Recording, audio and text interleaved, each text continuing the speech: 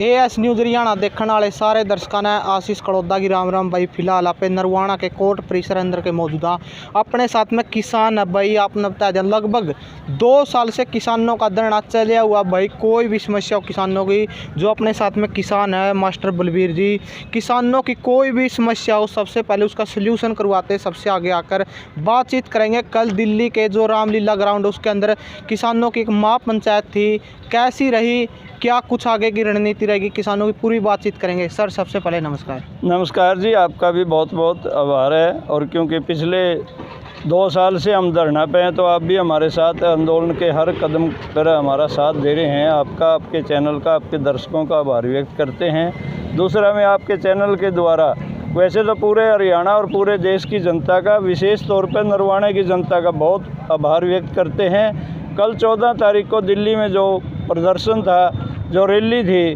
नरवाना के 500 के लगभग लोग दिल्ली गए। बहुत बड़ी संख्या होती है 500 लोगों की। और ये नरवाना का एक तरह से अपन यूँ कह सकते हैं कि किसानों का जोश है जो, और बड़ी संख्या में किसान भी, उनके साथ मजदूर भी दिल्ली गए। तो मैं नरवाना की जनता का और ख़ासकर हमारे जाने वाले साथियों का बहुत आभार व्यक्त करता हूँ, जिन्होंने अपने मांग मुद्दों के लिए केंद्र सरकार को जागरूक करने की बात की।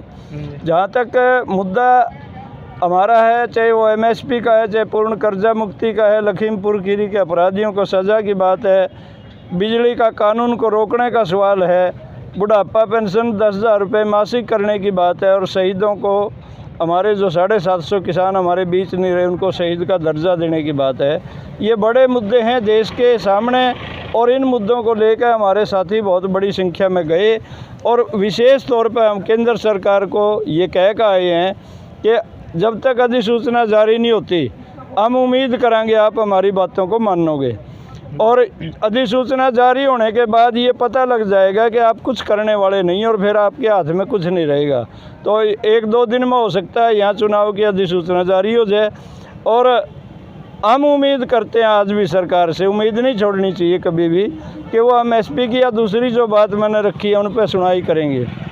और ऐसा नहीं होता तो कल की पंचायत में एक बहुत बड़ा फैसला हो चुका है। फिर हम 3 बड़े मुद्दे हैं जिन पर बात करेंगे।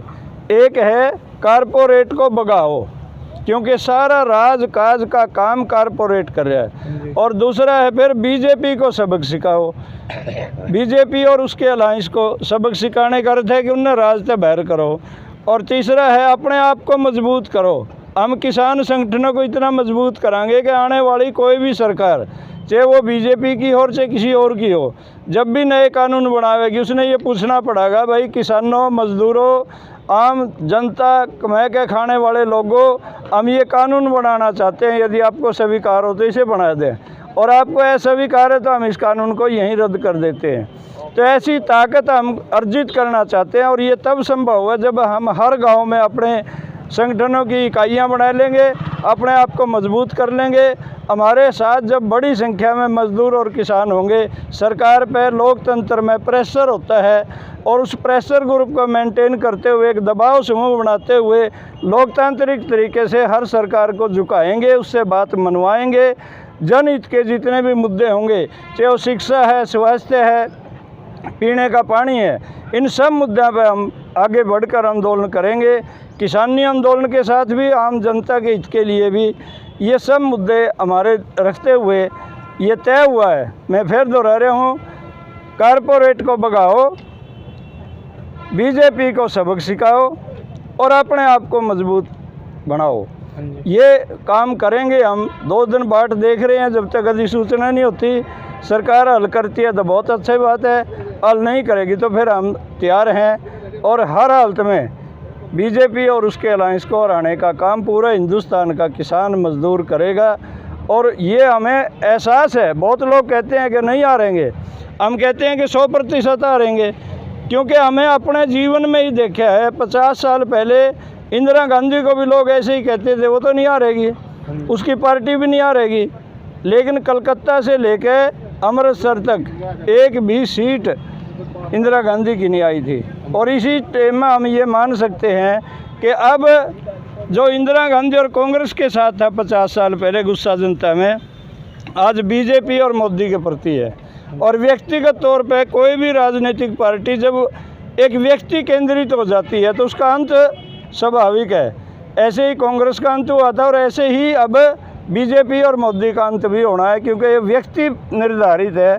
अब वहाँ कलेक्टिव लीडरशिप नहीं है, सामूहिक नेतृत्व नहीं है। तो हम ये बिल्कुल अपने दावे से कह सकते हैं और तजर्बे से कह सकते हैं, अनुभव से कह सकते हैं कि इनका अंत काफ़ी नज़दीक है। हाँ जी सर, देखो आपके ऊपर भी बीजेपी के लोग हैं, उनके द्वारा आरोप लगाए रहे कि जो कोर्ट में बैठे हैं, कहीं भी धरने चल रहे हैं, विदेशों से फंडिंग होती जब ये धरनों पर बैठते, कितने सही? देखिए ये तो बिल्कुल उनकी अपनी बात है, वो कुछ भी कहें, हमें इस बात की परवाह नहीं है। उनसे मूर्ख कोई नहीं है दुनिया में। यदि हमारे पास विदेशी फंडिंग है रे, वो पकड़ नहीं सकते।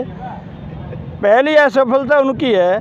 हम तो ये बात बाद में क्लियर करांगे कि हमारे पास कहाँ से फंडिंग आती है, लेकिन जब विदेश से फंडिंग आती है, यहाँ उनके पास ईडी भी है, सीबीआई भी है, दूसरी बड़ी संस्थाएं हैं, छोटी संस्थाएं हैं, क्या वो पैसे को रोक नहीं सकते जो विदेश से हमारे पास आया है? तो ये आरोप 100% झूठा है। और विदेश में हमारे क्या लिंक हो सकते हैं? एक सामान्य सा संगठन है, एक सामान्य सा कस्बा है, और यहाँ भी जब विदेशी फंडिंग आने लगेगी फिर तो आप यूँ मानते हैं कि इनको डूब मरना चाहिए, इनको जीने का कोई अधिकार नहीं है। राज सत्ता में जो लोग बैठे हैं उन्हें फंडिंग रोकनी चाहिए। ये बात हमारा कहना है साथी। धन्यवाद जी, बहुत बहुत आपका शुक्रिया, आपके चैनल का, आपका सबका धन्यवाद। भाई वीडियो ने शेयर जरूर करो। कल 14 फरवरी को जो किसानों की महापंचायत थी रामलीला ग्राउंड दिल्ली के अंदर, उससे बातचीत की। उसमें किसानों का कहना कि बहुत बड़ी संख्या में किसान थे, वो नरवाना से भी पहुंचे थे। और वीडियो को ज़्यादा से ज़्यादा शेयर जरूर करना। जय जवान जय किसान।